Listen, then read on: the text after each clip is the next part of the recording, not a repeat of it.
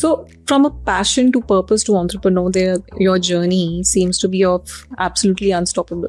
I'm someone that believes in knowing how to be able to do everything. I'm a creator, but I'm also a mom. To me, on a personal level, is a big win.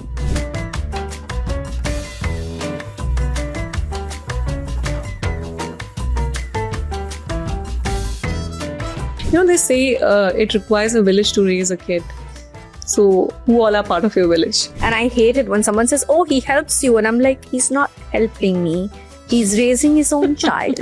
He's doing his fair share. What did you do to overcome the burnout? To myself, my mentality in life is always like, ab kya? Does this mean you're going to quit? No, you push through. In one sentence, what does being unstoppable mean to you?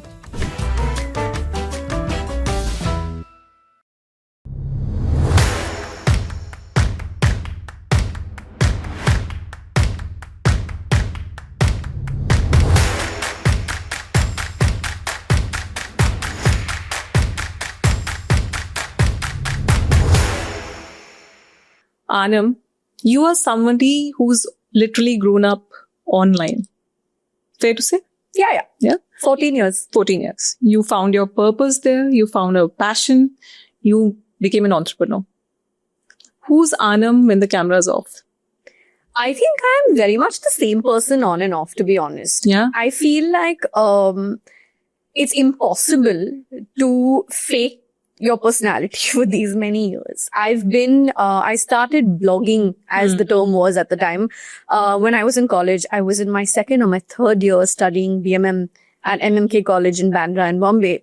And I've been at it for 14 years at this point. So What inspired you? What was that first day where you felt, I want to create content? You know, the thing is, there was no term or understanding At that of time. create content. Yes. Like that whole influencer term, blogger term. Came much later. Yeah, all of that came with time. Yeah. At that time, what was very clear to me was, hey, there's this really cool thing called Facebook and there's Twitter and I was always a writer.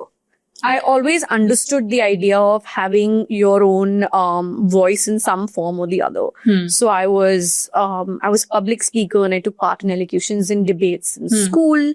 It reflected in my love for pageants in college.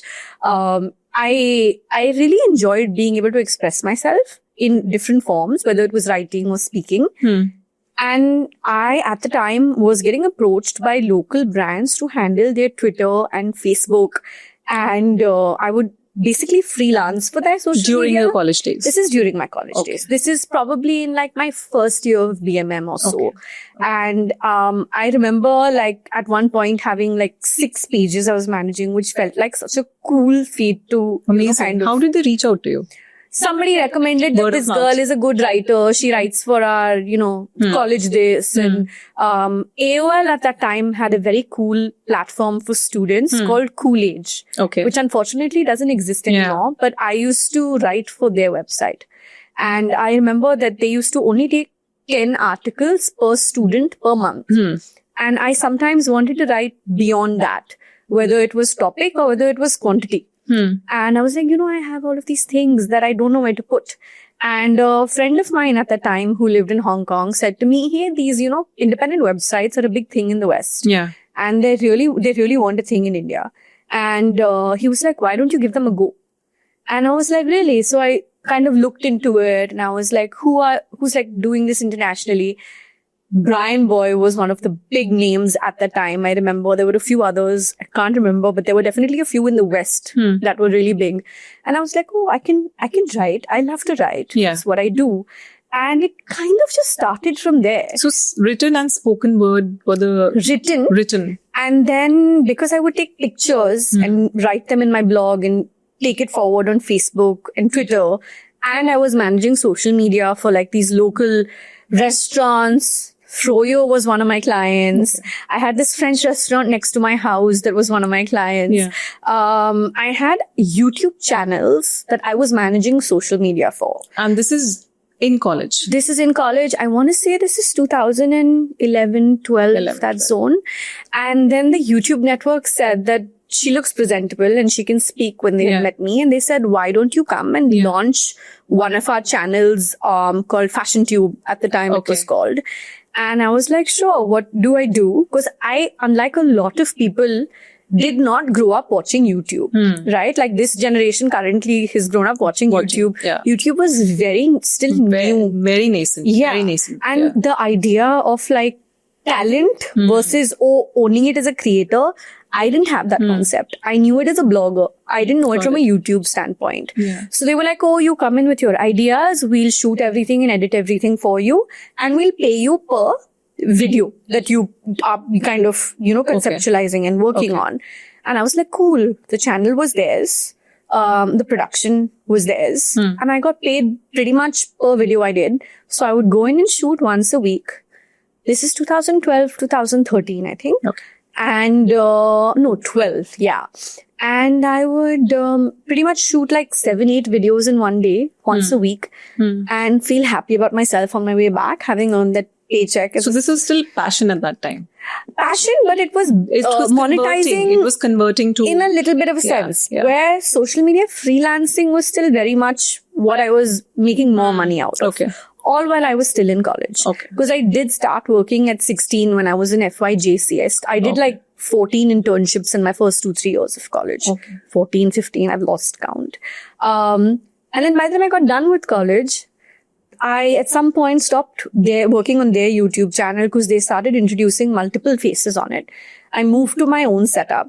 And blogging had moved to Instagram, and then YouTube I started having a better understanding of YouTube, but I wasn't very active on YouTube properly, independently, consistently till about, I think I was a little bit late in the game in that sense. Maybe 2017 is when I properly started posting regularly on YouTube. Okay. So you literally grown along with the digital boom, right? Back in 2010, 11 is the time when we saw this shift happening. Everything was being digital, media agnostic, a digital boom was going on. And basically you stepped into the industry at that time. Pretty much, right? Accidentally. But yes, you did have that secret recipe of written word, which became spoken word. And then you sort of just went with that. But tell me, you didn't think of doing a 9-to-5 job, conventional job, just what maybe your friends were doing at that time? So 2 things. One is I knew I eventually wanted to do something of my own because my mother says this about me. So I don't want to sound like I'm praising myself at all. But my mother would always say, you were always the entrepreneur. Okay. Even when I was a kid, there was a phase where my mom has been into clothes. I'm wearing something my mom's made. Lovely. It's her brand, Wavelength. And there was a phase where I would see the way her Master G's would cut clothes. And I would do that out of paper and cloth and make little Barbie doll clothes and sell them to friends in my school and my neighborhood. Oh. I was always I'd find little random things to make money for myself. I have to acknowledge my privilege, not because I needed to at the time. I come from a comfortable upper middle class family in that sense. But I always liked the idea of being able to do something on my own. Even when I did my very first internship, I was just under 16 years old when I started in my first year of junior college. I used to go from Bandra till Andheri every day, which was a very big commitment for my parents because they were letting their young girl, kind of go on her own. Yeah.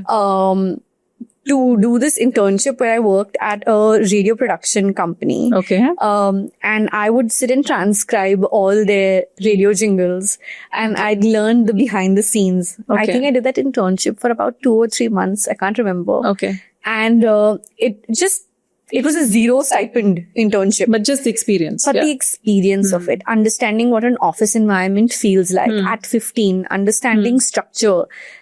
I really enjoy that stuff. It's great that your parents encouraged this. Right? Oh, they always. My dad was a little bit worried because he was listen, just focus on your education. But my mom has always been someone who encouraged me in a way where she said, you try everything.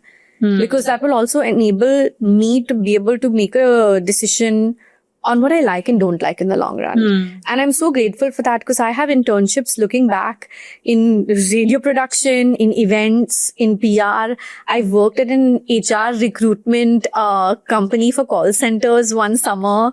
I've like stood in the middle of malls like hostesses that make announcements every 30 minutes. Yeah. I've done that. I've hosted children's birthday parties in colonies for all Christmas parties. And it really gave me a sense of what I like and what I don't want to do. Sure. So I encourage anyone to say yes to everything once in your trial years, as I like to call it. Yeah. And then figure what works for you. So this is interesting, because sometimes we look at parents these days, they really want to pick up one or two areas and just sort of channelize the kid. But what you're saying is that it was nice for you to experience so many different avenues, which sort of added up to your overall experience later on. Because I also want to credit that to the fact that both my parents also have their own independent businesses. Yes. So the idea that they let me do what I wanted to also was because they did what they wanted to. Also coming back to that earlier, how it links in with what you asked earlier to do like a regular 9 to 5. In all honesty, I thought I was going to work for a few years in a job and then do something of my own. So I thought my blog or my YouTube channel later was going to be my portfolio to apply to like a Vogue or a Grazia or an Elle, you know what I mean? One of those really cool magazines. And I mean, I had no idea that I was going to land up building what I have been very fortunate to build and have great relationships with the Vogues and Grazias and Elles of the world. Yeah. But yeah, the idea was to kind of go into that space and then do something of Got my it. own. Tell me how many of these experiences or gigs were like paid? You mean like internships back in the day? Yeah. Maybe the first couple of them weren't paid at all. And then like when you work at a Vogue, when I interned at Vogue, I was an internship. And when I interned at Condé Nast, I think I was getting paid a stipend of like 5,000 rupees a month. Okay. So I would take the train and get off at Churchgate because I knew I wanted to make sure I do everything within that 5,000 budget if I was getting 5,000 a month. Okay. I remember I got a really healthy stipend once when I was doing something with Viacom. I think it was the highest stipend I'd ever received. It was called an internship, but in all honesty, it felt like a job because I learned so much. Sure. And I remember as a college student, to get an internship, to get a stipend of 18,000, I think it was at the time, which felt like, wow. This is fantastic. And you worked within the budget. I always work within the budgets. Okay. I can be very careful with how I allocate money. And I think I get that from both my parents again. Yeah. Like my dad is someone who has always encouraged me to understand my books to the end, like to every last paisa.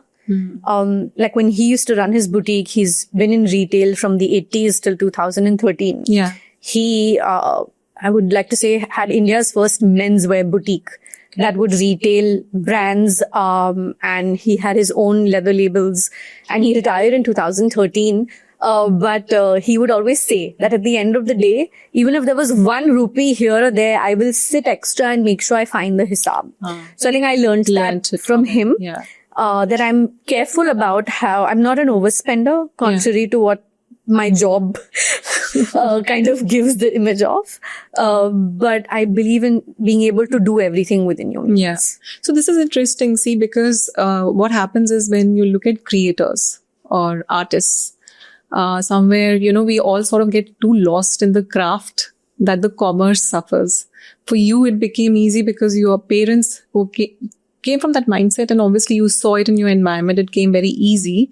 And that seems like a secret recipe ingredient which you have with you, right? Yeah. Which, I mean, from the outside is what I see the way it is. I always say I'm middle-brained. That's always my response. Like I feel I get that creative side from my mom, and then I get the numbers and the commerce side from my dad. Yeah. And I always say that I feel I'm very middle-brained. Yeah. I'm not the best at either, but I'd rather be average at both, because then I get some sort of balance. Yeah. And is that the reason why you're very self-assured? Because you know how to balance, you know how the commerce and the craft has to come together, and it doesn't daunt you, like sometimes you can get too lost in the craft and or to get lost in commerce also? I think that I believe that everything in life has to have balance. A moderation of everything is fine. I remember I was in the 9th standard. No, I was in the 7th standard when my class teacher told my mother that she's a jack of all trades. And I don't think she meant it as a compliment at the time, because she was like, she wanted me to hone Have focus. one or two more things and, you know, Okay. rather than be the jack of all trades. But it's a something that stung me very hard. That's why I remember it 20 years later. Yeah. And I realized in hindsight that being the jack of all trades has Worked for probably you. been, my biggest strength. That I'm also okay not being the best at everything, but everything I do, I give it my all. And I'd rather be able to do a little bit of everything, because also as a creator, Yeah. you are an entrepreneur as a creator. And just like a business product based entrepreneur or any kind of business, you have to be able to wear multiple hats. Yeah. It's not an option. If my editor goes on leave, I can edit. If my videographer doesn't come, I can You shoot can on do my it. own. Yeah. And the reason why I'm able to do all these things is because I have paid attention to hone my skills in every department. If I wanted to be just the best at one and not know the others, Yeah. I don't think you can be a content creator with just one skill set. Yeah. Being a multi-hyphenator in the media space is a little bit of a compulsion. Yeah. No. And I think that it just has worked for me in that sense. What do you think about the creators around and the creator economy, which is now sort of booming after COVID? Do you think they do the same thing what you've done, or there are too many dependencies on, let's say, the studio and the production house and, you know, the paraphernalia around them? I think there are too many layers to the Too way many. the creator economy is today. I run my own podcast called The Real Deal. Yes. And, you know, I always ask guests about what their teams look like. And the structures are so different. There are creators that are relatively new, but have agency representation and have somebody completely else taking care of the production. Yeah. There are creators who've been around forever and prefer a mix of in-house and outsourced units working on your projects, your work. So with the creator economy booming right now, and I see they have like a very large team with them sometimes, but you seem to be managing and multitasking because you come from a world when there was nothing called creator economy or influencer. So what is your take on what's going on? I think whatever works for each person is great. Like, I'm someone by nature that loves to get my hands in and hands dirty, and I don't mind sitting back and literally closing an edit on my own. I'm someone that believes in knowing how to be able to do everything.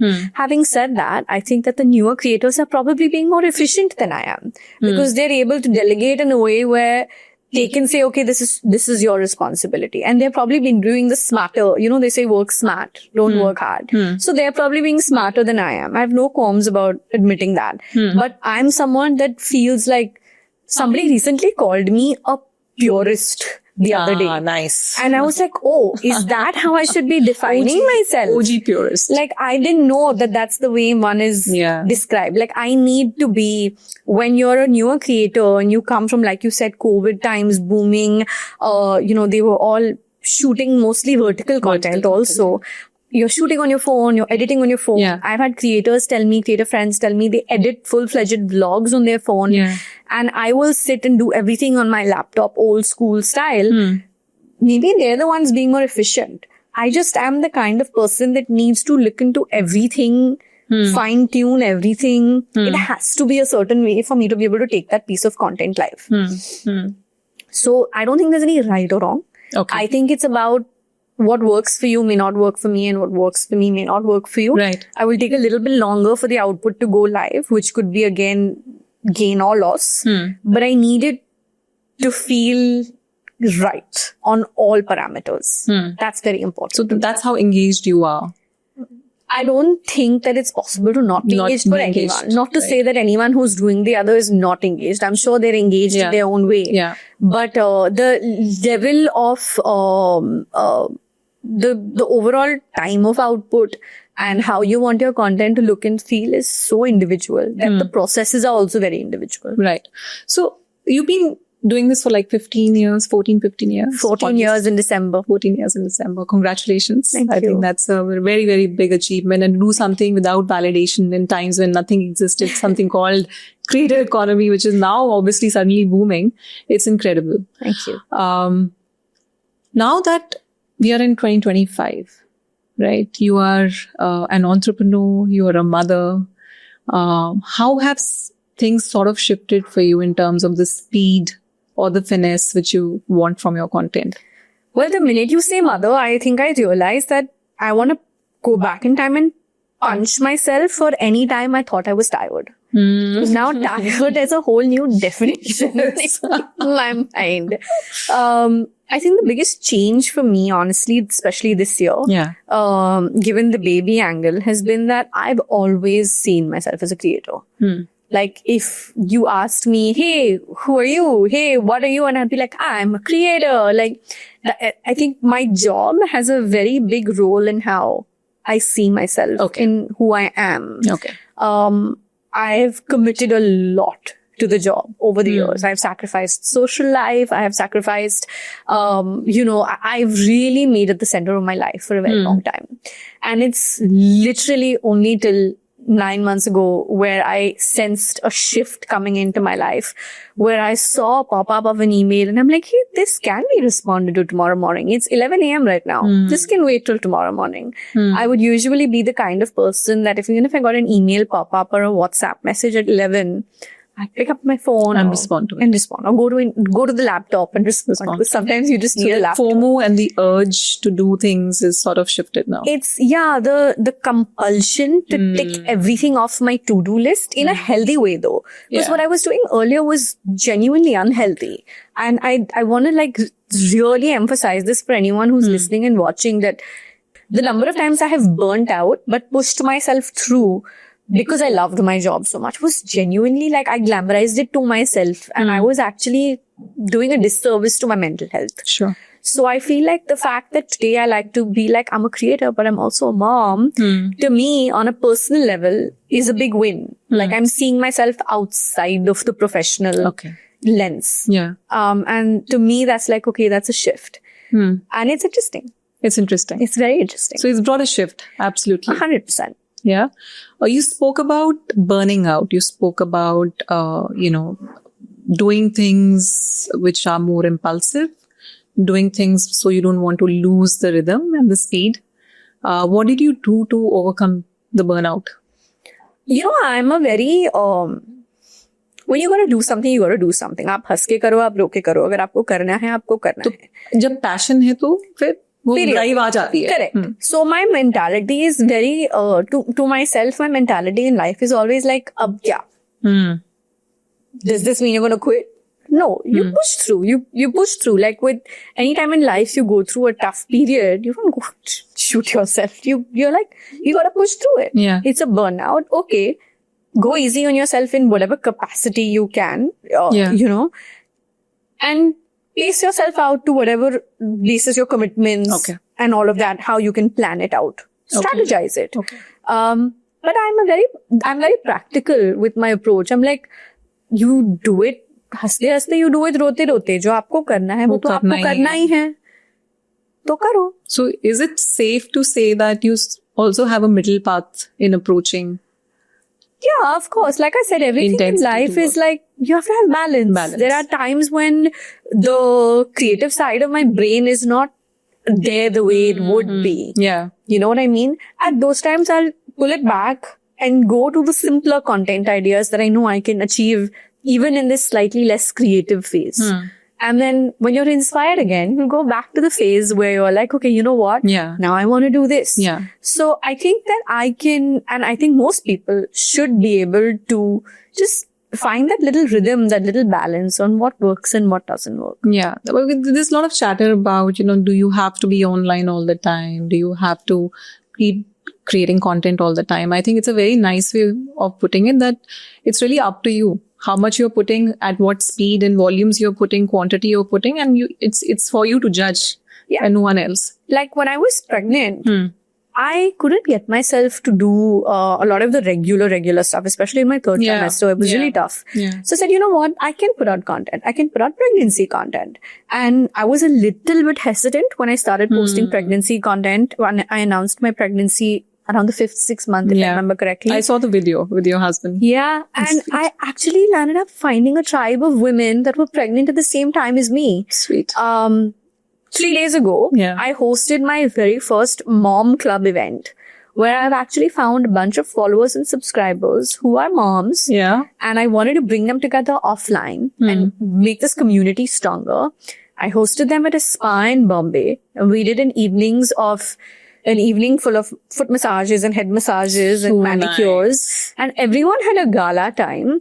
And I'm like, so it's not about like, you always have to do the same thing. Yeah. If your passion is content, but your content can diversify. Yeah. Like for me, when I was 19 and I started blogging, I was doing more budget stuff. I was doing more, I don't think I ever really did DIY stuff, but I was definitely more in the zone for like things that a college person can do. Yeah. Styling, shopping here, going there. Your big holiday was going with friends to Goa. Yeah. Things have changed and evolved. Right. And just the way my choices have changed and evolved, my followers are also growing up. Yeah. So I feel like that's also an important way to look at content. Right. As a creator. Yeah. Very nice. So you have evolved, your followers are growing with you. They are seeing, the new version of Anam every time something new is happening, which is very nice because it just brings back that entire space of authenticity we keep talking about, right? From the other side of the lens where I commission shows and I look for influencers. Authenticity is a big thing, right? So we keep looking at who has fake followers, who's out there, who's real, who's creating content which is not really super well packaged. It's really coming straight from the heart.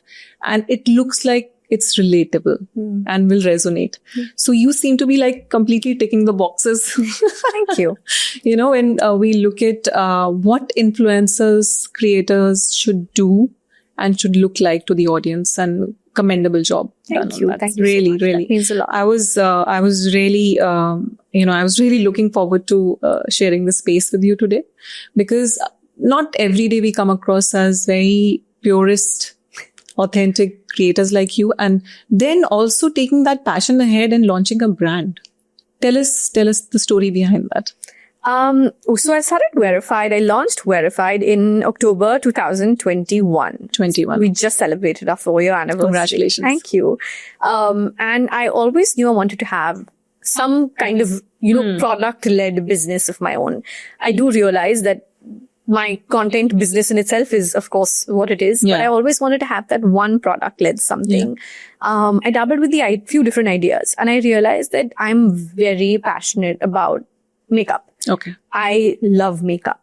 I've gone through my struggle with makeup. I've gone through times when I hated makeup when I was younger.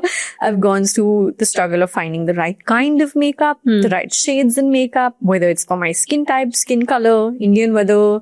And I realized that the makeup biz to put together is also very difficult and very expensive. So it took a lot of time to bring it to launch, to bring it to fruition of sorts. I started working on the idea, I want to say in 2017. Okay. Started doing my research, talking to labs, talking to contract manufacturers, talking to R&D specialists.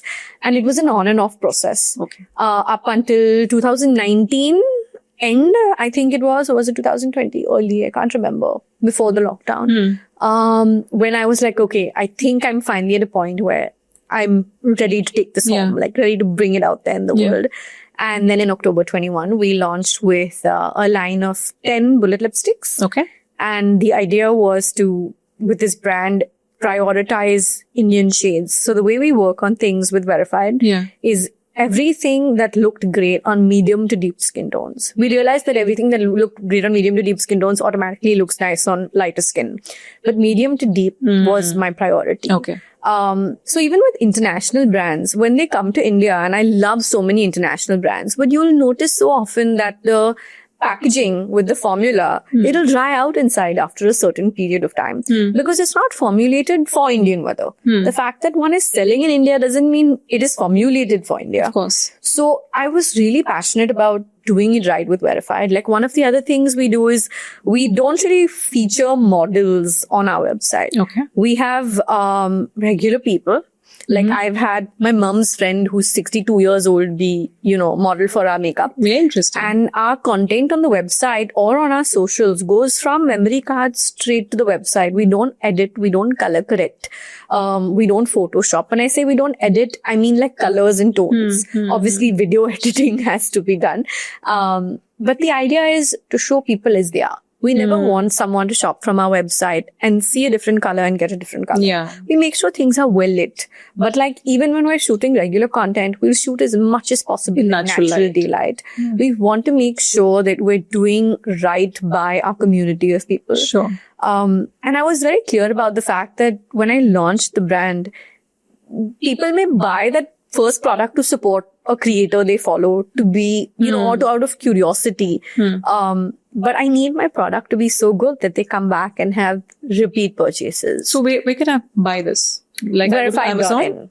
We're on Amazon, yes. But I always encourage everyone when it comes to Indian businesses, local businesses, shop from their website. You help them save a lot of those commissions, which are really high. True. So we're present on a lot of platforms. And you're promoting with testimonials and real people videos. Always.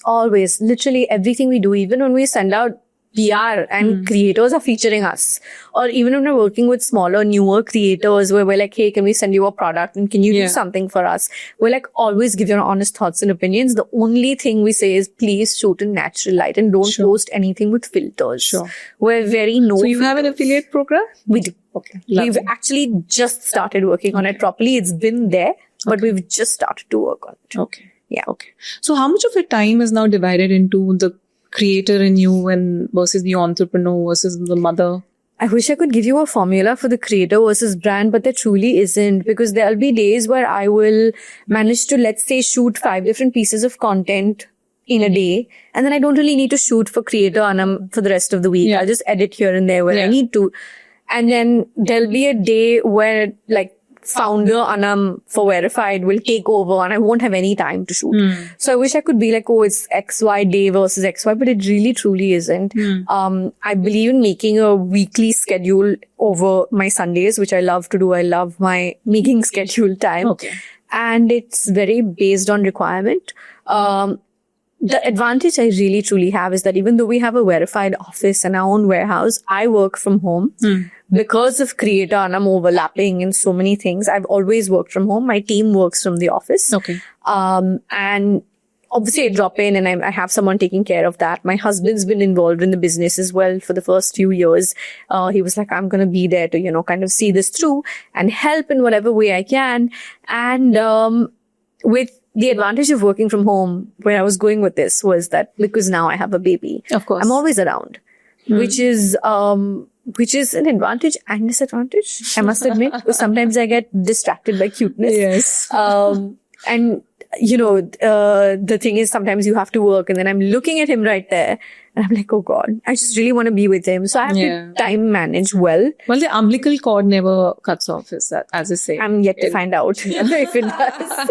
But yes, the big change in my schedule has been that I will make it a point to try and stop work by around 5:30. Lovely. So that I can, spend evenings with him, take him down to the park. He's just starting to crawl. So I'm big on him wanting to, move around. Nice. And then once I put him down to bed at 7:30, I'm back to work for a bit. Okay. But you do the non-negotiable where you are with him, which is very sweet. Yeah. Because I make sure that little window, if I've given birth to a human being, he better get time from me. So mornings are all for him. My days start a little bit later than they would normally. The little gaps in the middle of the day. But then I make up by the fact that once he's in bed, he's asleep, I'm back at work. So I'm making efficient use of my time, I guess. Lovely. They say it requires a village to raise a kid. So who all are part of your village? I have a big village and I couldn't be more blessed. Honestly, when I got pregnant last year, I cannot tell you how fortunate we were that my in-laws decided to move to Bombay. They've actually decided to move to Bombay about 2-3 years ago, but naturally it took some time because it was such a big life decision and all of that. They're from Chennai originally. Okay. My husband's Tamilian. And the apartment, a floor below my parents, went for sale. Okay. And my brother happens to be in real estate. So he was the first call they made to sell the house. And he was like, I know someone who's looking for an upgrade. Me. So it just so worked out that I'm telling you, sometimes It's a big. I live a floor below my parents now. Lovely. My in-laws live in the house we used to live in, which is less than 10 minutes drive from my house. And so my village is amazing. Today I have a shoot day. I'm here with you now. I was shooting for my podcast in the studio next door before this. And I have my in-laws taking care of my son. I have great staff at home. I have my parents right up. My nephew who's 13 loves taking care of my son. My bhabhi is just amazing. All her free time, she's like, listen, you tell me and I've got him. She's very fond of my son and he's very fond of his Mami Jan. So I'm very grateful. And literally both parents, my brother, bhabhi, kids, everyone is right there, staff. It truly does take a village. Yeah. And I think just asking for that help Yes. was required. Yes. And I'm very lucky. Yeah. Very blessed, honestly. Yeah. I can see the gratitude on your face when you're saying that. Because I couldn't do it alone. Like, it Yeah. would have had to come down to being mom or just working. There wouldn't have been working Yeah. mom if Yeah. I didn't have the village that I have. This, what we are discussing right now is very critical and very, very important to discuss because this is the time and phase, Anam, where women get stuck in the role. They stop growing. And there's so many stories out there where things shift when women get married, then the child happens, then nothing happens. And when you said that I asked for help, I recognize the support I have and I asked for help and then I said, okay, now this is a collective effort. It's not only me. And that is so important to put out there. Yeah. Because it is a collective effort. It's actually not, even the two parents are not enough. Yeah. Because the needs of the child are so varied and multiple and they keep growing, 9 months and then 9 years and that entire shade of changes the kid goes through. It's really amazing. And then psychologists say that up till 7 years, mom plays a huge role and 7 years onwards, the father plays a huge role. But besides that, it's whatever you have to give to the child, it's 5 years. Yeah. The first 5 years are so core and fundamental. Yeah. And I'm so glad that you have that support system. Thank you. I see it as I have 2 jobs and I decided to take on a 3rd job. It just so happens that the 3rd job gives me no offs. Yeah. To be fair, neither do the first 2. But the 3rd job absolutely cannot have a break. And it sounds even funny for me to think this, let alone about to say it. I'm like, I never thought I would enjoy anything as much as work. Because like I mentioned earlier, I see so much of my self-worth and definition of me coming from work. So the fact that there's something out of it that I'm enjoying even more, dare I say, than work is brilliant to me. Like I did not know joy like this exists. Yeah. Like, wo jo sab kehte hain ki you don't know till you become a mother, they're right. Yeah. They are right. They are right. Yes. I'm like, this is like the way nothing comes close. No love will come close to this. It just doesn't make sense to me. Yeah. Like I could sit here and go on about it for hours and you'll find me crying in the middle of it because when I tell my friends this, especially friends who are not moms, they're like, we've never seen you like this. Like I've always been that maternal friend, but I've never been the friend who's like, no, he comes first. No, my child. And they're like, but I said, I will shoot in the next 30 minutes. He will be napping. When he is napping, there will be silence. I will be calm. And I'm like, wow. I'm like, I've always been efficient. This is the phase in my life where my efficiency is getting tested. Yeah. So my competitive self needs to do this right. Yeah. And I'm enjoying it. You're enjoying it. I'm enjoying it, barring the sleeplessness. Yes. I'm enjoying it. I wear more concealer now than I needed to a few months ago. But it's all right. That's what makeup's for. Thank God I have a brand. Actually, they say the first 6 months of sleep mom loses. It takes another 1.5 years to recover it. So, and yeah, it's a phase. So we have a great system where I do one night and my husband does one night. Okay. So, at least I mean, you know what I mean. Which is sanity. Which is Sanity, and all husbands should listen to this. Yeah. Yeah, because this is exactly what should be done. One parent cannot be really, lifting the load. It's not fair. It's not fair. It's not. It is inhuman. And I hate it when someone says, "Oh, he helps you," and I'm like, he's not helping me. He's raising his own child. He's doing his fair share. Yeah. He's not looking Sharing for the credit. load. Literally, That's that's one of my started. favorite campaigns. He's not looking for an award. I'm not looking for an award. Yeah. So he shouldn't be looking for an award. And that's where you work towards equality too. Of course, the first few months, the toughest on the mom, because it's not like he can get up and breastfeed the child. Uske liye to mujhe hi utna hai. Exactly. But thoda moral support mil jata hai if he's around a week at that time. And I'm glad I have a partner who understands that. Yeah. That's so important. Yeah. No, very true. Very true. Just some time ago, we were talking about how concerned you are about screen time as your kid is growing up. Where is the concern coming from? I've seen younger children now, friends have kids, the kids in the family, where there's a lot of screen time exposure. And I recognize that while I'm chronically online, it's because of my job. Yeah. On days, especially now after actually becoming a mom, I'm so good at not scrolling as much as I used to. I'd rather be spending time with my child, right? In like my baby window, it's all about the baby. Yeah. Otherwise, everything was working with me. Yeah. So I'm just really careful about it because this generation is growing up with as many devices. I didn't grow up with these many devices. When I grew up, I think the pager was the fascinating thing when I was in 4th grade, I think. BlackBerry, pager. BlackBerry also happened when I was in college. Okay. You know what I mean? Okay. Like I'm a 1991 baby. Yeah. Calculate that as you may. So I feel like with this generation, they won't know the difference. they don't. They wouldn't know that this is real, this is real, or this is technology and this is whatever. And I just have always been very, this is going to make me sound a little bit crazy, okay? But I always knew that if I had a child, I wanted my child, I don't know which movie I picked this up from. I really should be able to credit it. But I want my child to be able to speak one foreign language, have one musical instrument or be able to sing, and one athletic something. Whether it's a dance or a martial art or a sport or whatever.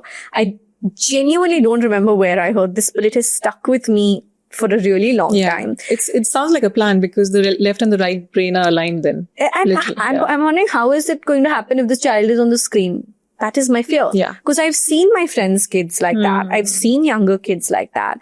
And while I understand that a little bit of it is inevitable, let's be real. Yeah. I want to make sure that overexposure doesn't stunt a child's ability or opportunity rather to do other things. Yes. Like as a child, my mum had me in drama class. I was in art class.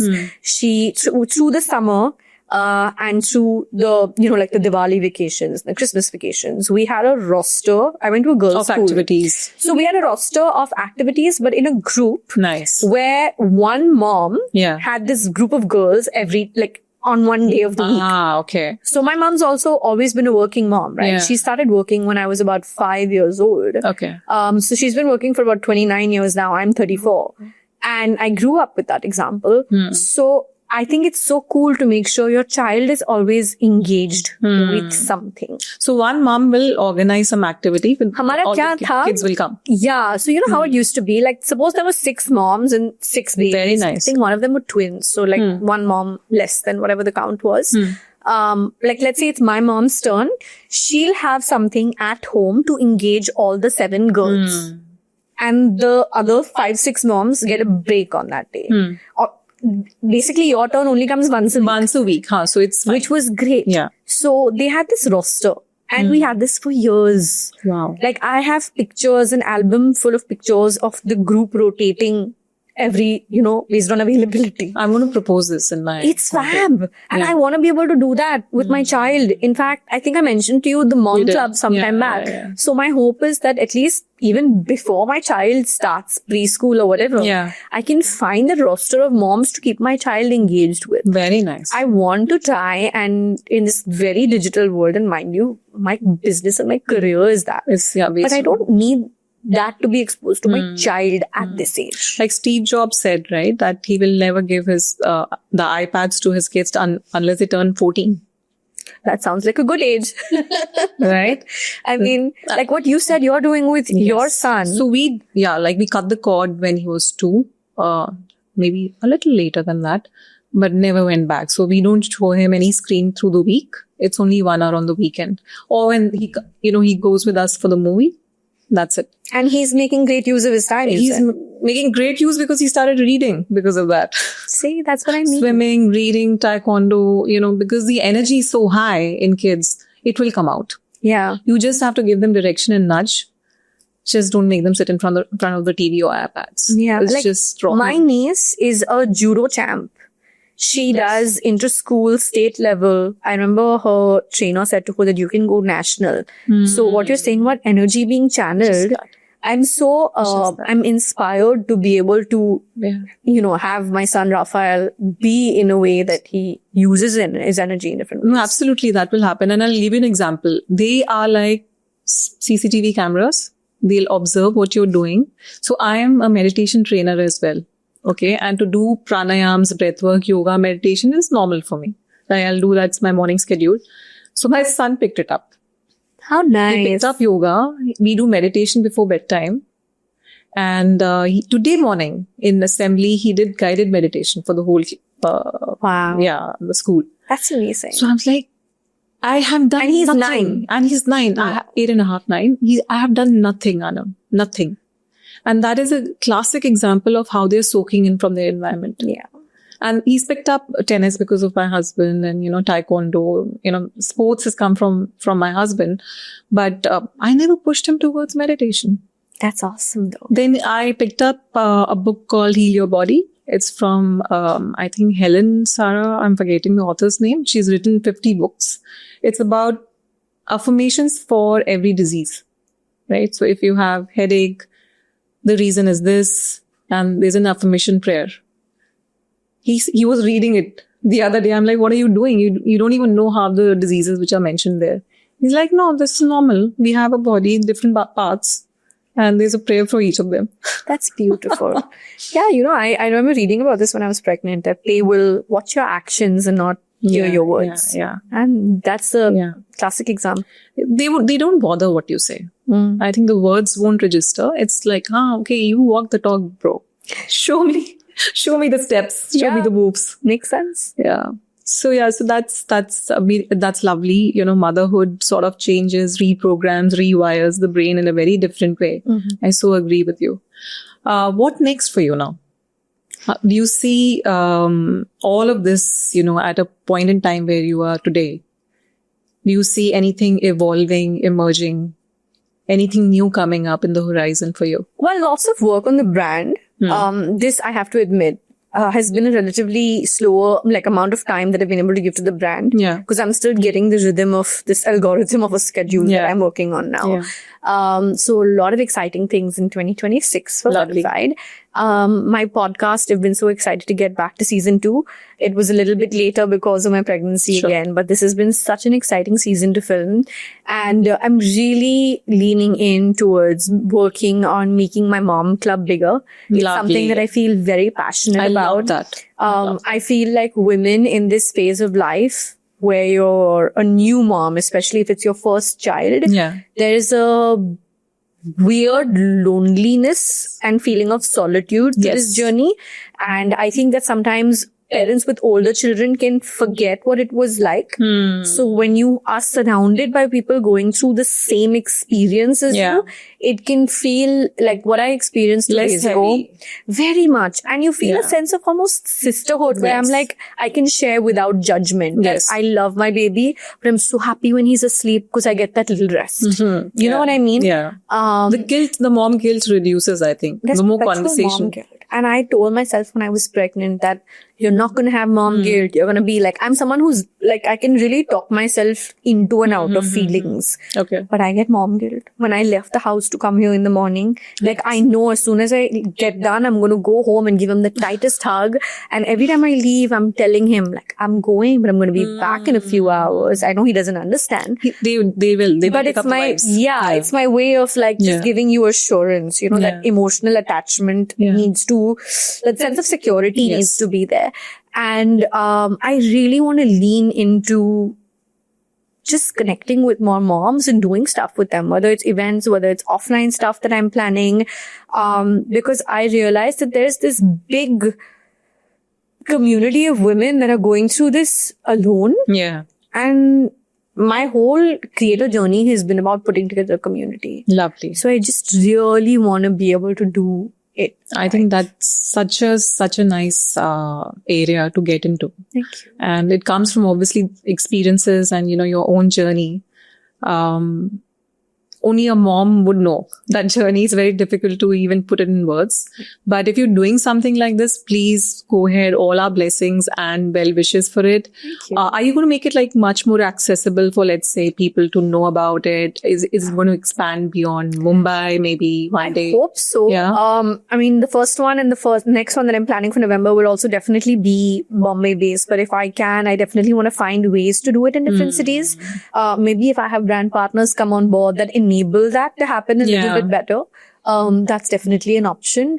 I think accessibility wise, it's accessible to pretty much everyone. I've literally made a mom life broadcast channel dedicated to only moms on my Instagram. Nice. So I've been very clear about like, hey, this is like, it's for everyone who's a mom, moms of all, like children of all ages. And then whatever I do will probably be broken down age by age as I try to, fine tune this more with that. Sure. Yeah. So do you see yourself perhaps doing master classes, going to various cities in future? I've done that with makeup actually. You have? I've done a couple of master classes. I've done a few in Bombay. I remember I did one in Chennai with a brand, and I did an independent one last year when nobody knew I was pregnant at the time. So that was a fun one. I definitely want to do another soon. But there's so many things happening at the same time that I need to time things perfectly. So yeah, there's a lot of like independent IPs and events that I've been working on. Yeah. And then it's just a matter of season for that particular thing to come back in. Sure. What's left on your list? Yeah. It seems like you've done quite a bit in short span of 14 years. There's obviously things there are on your list, which you're walking towards. But do you feel वो भी करना है? कुछ रह गया है. हाँ, बिल्कुल. And there'll be things that I don't even know yet.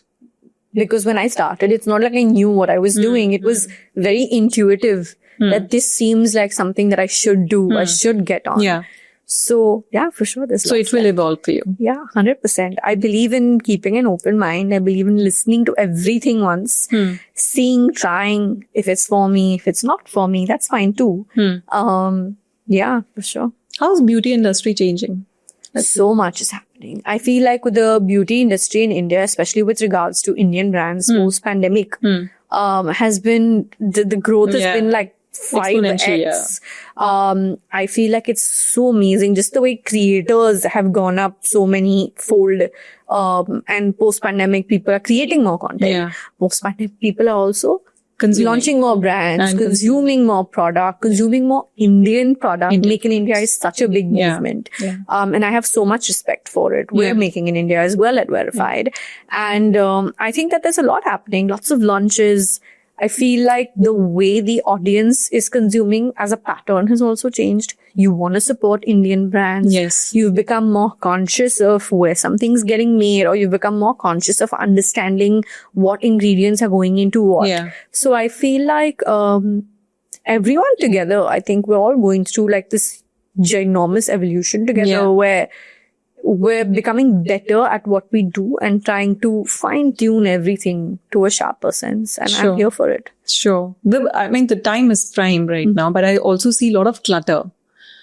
From a brand standpoint, the brand seeking influencers or planning influencer marketing campaigns becomes a little bit of a task. Because the that's same also- influencer uses multiple brands, exclusivity is not the law of I the land think anymore. that's also because clutter is everywhere. That is true. Clutter is That everywhere. true, It yeah. doesn't matter what category you look Yeah. at. It doesn't matter whether you're saying product business, service business, or content business. There is clutter in all forms. It depends on, I think, who is seeking it out. Like, just because I'm a creator of content doesn't mean I don't consume content. Naturally, course, I do. yeah. But even when I'm looking at recommendations in a different category, like Yeah. let's say as a new mom, when I'm looking at who's recommending what, because I'm relatively new, I'm only 9 Yeah. months in, Yeah. I'll always look at who is saying it, what is the pattern of content, what according to me makes sense based on overall this person's way of communicating. Is this person mentioning this only during an ad? You know what I mean? So I feel as an audience also you're becoming smarter on Smarter, how yeah. to decipher what's true and what's not. Yeah. And I take that as a consumer, I take that while consuming. And as a creator, Yeah. it makes me more conscious of the fact that I have to stick to being authentic. Yeah. Not just because I want to be authentic, but because I must be authentic. The audience is smart. They will pick up on it when They I'm will. just looking to sell a product. Yeah. So if you don't want to be conscious for yourself as a content creator, be conscious for the fact that your audience is smart.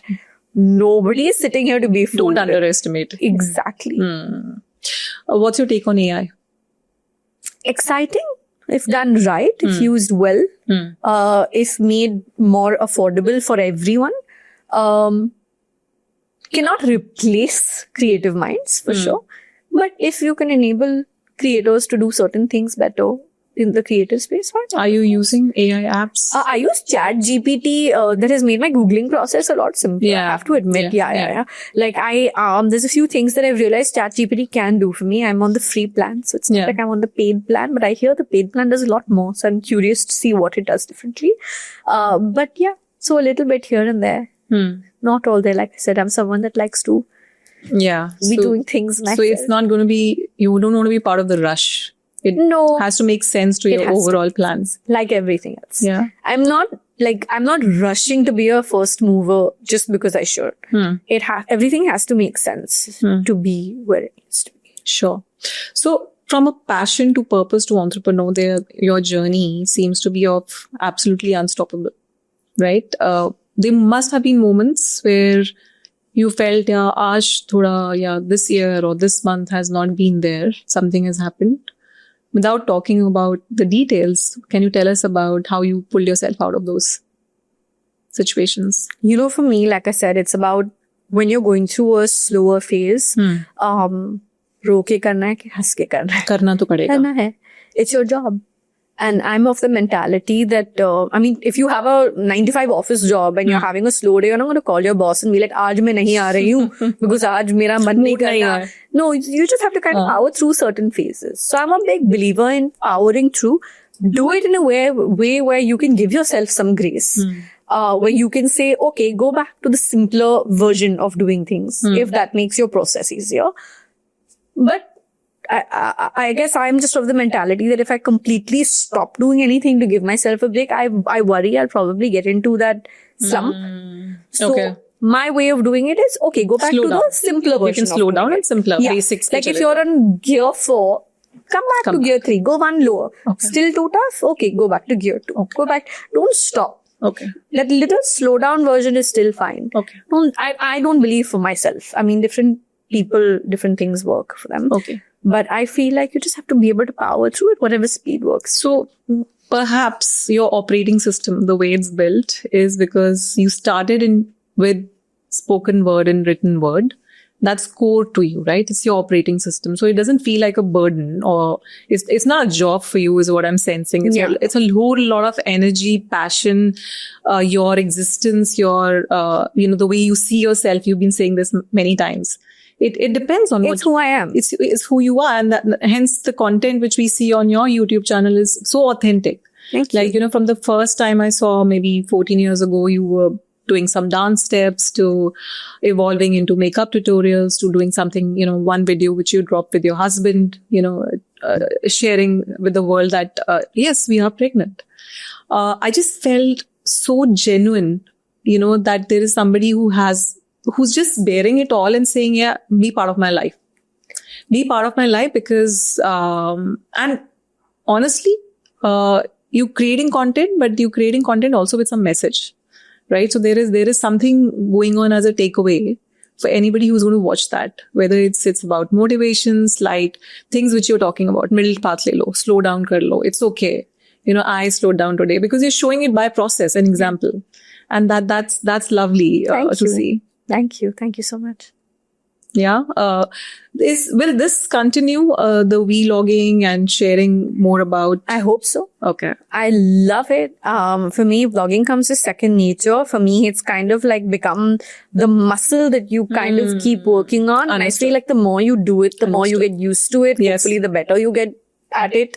So it's kind of just like, I'm just used to at this point having one of the cameras rolling while I'm doing something. And I really genuinely think that it's the best way in which I've been able to, like, of all the medium, on all the medias that we have in terms of products and services across social media, that has been my favorite.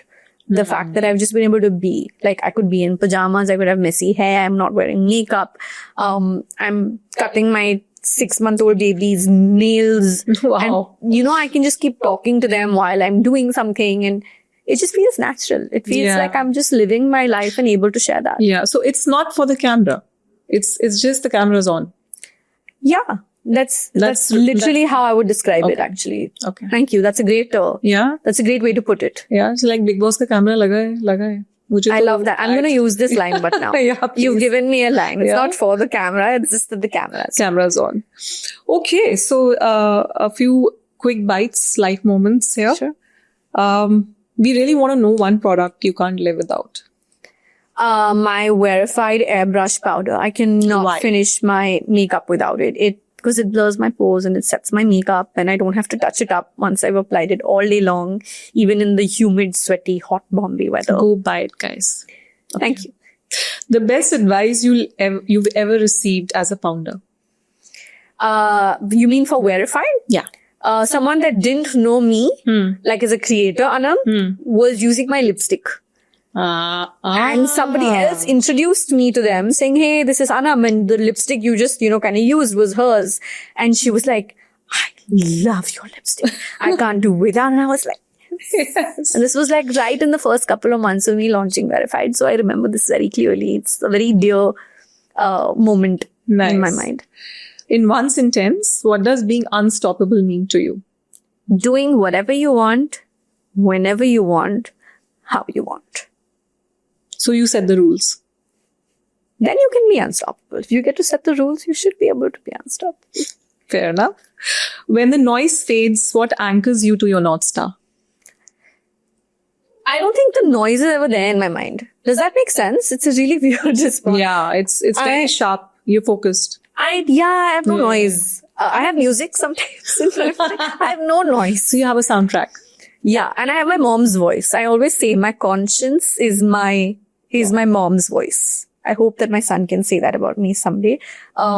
But my conscience, like sometimes when I'm going to do something, it could be something as silly as, should I go with this lipstick or that lipstick? And randomly I'll have my mother's voice sing. And my mother is very much alive. And here, my God, I don't want to make a sound like she's dead.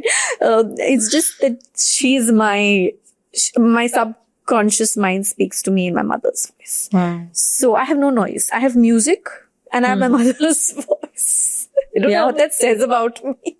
Okay, so the music will have what soundtrack? Oh, something Bollywood. Yeah? Yeah. Like this morning I had Gori Gori playing in my mind. That's why I'm Gori Gori from okay, the new Main Hoon one. Na. The new one. No, oh, no. the Main Hoon Na The wala. Main Hoon Na one. I'm like a proper 90s child. Your go-to reset after a tough day. My baby. Now I can say that. Earlier, I would probably say like kicking back, watching Friends, Big Bang Theory, Gilmore Girls. But now I'm just like, I just That need smile a little tight and the hug. and I'll sit there and I'll pretend to be excited by this stupid caterpillar stuffed toy that he's currently obsessed with. And yeah. One small ritual that keeps you grounded. Several times a day, I will sit back for like, even if it's just 2 to 3 minutes. It's not really meditation because I don't know if I can technically call it meditation, but I will just talk to myself, say affirmations to myself, and just, it keeps me, I learned this phrase while I was pregnant. I was reading and watching and consuming so much pregnancy and parenthood content. Regulate your emotions. And when your baby's throwing a fit, you should be able to regulate. And I heard this and I realized that I have been doing this for a while. And I did not know that that's what it was called. I've been regulating my emotions by sitting back and just giving myself that little reset moment. And you do it multiple times? Multiple times. I would do it multiple times even if I'm feeling calm. It's not like I have to be hyper or sad or whatever. It just helps reset. me in the chaos to just like take a second back and be like, very nice. You got this. This is mindfulness. Yeah, I think. I mean, the fancy words have come up now, but this is your way of. Yeah, I don't know what it's called. I've always just thought it's a reset moment, but sure, I'll go with mindfulness. It just helps me. How back in time can you remember doing this? This resetting thing? I don't know. It's been part of you. My early teens, maybe? Wow. Amazing. Yeah. Maybe. Like she's an influencer without knowing that something called influencer existed. You've been doing mindfulness. I think you just, see, I don't like to do things because you're supposed to do them or do you know. I think when things come naturally to me, it feels better than like you only said sometime back. It doesn't feel like I'm doing a job or doing a chore or doing something I'm supposed to be doing. Yeah. Because then it feels like me. Yeah. Very nice. The biggest myth about motherhood you've broken. I thought I would get sleep. Actually, no. I thought things could be 50-50 with the father. You know what? They can't. Because there are times even on his nights that the child is just looking at me and wants me. Yeah. What am I going to do? Look at the child and say, nahi, aaj mera raat nahi hai. Appa ke paas raho. I can't do that. Nahi hoga. Obviously not. Yeah. That's not his fault or his fault. It's the nest now. Up till 7 years, that's what they'll cling on to the mother. So that's the myth. It is. That's the myth that I realized that this 50-50 sounds lovely to say, but doesn't exist. Yeah. No, very true. Very true. No, so this brings us to the end, but I really don't want to end this because honestly, I haven't found people like you. Oh, thank you. Yeah, you very real, authentic, and just so grounded in your own reality, which is the reason of your success because you're not looking for validation or outside, somebody's going to come and tell you, do this, do that. I think there's so much alignment with, I don't know, the stars, the destiny, or, the support system which you draw in towards yourself. It's a blessing. It really is. Thank you. Thank you. And to meet you and to get to know your story, it's been lovely. Thank you so much for sharing this space.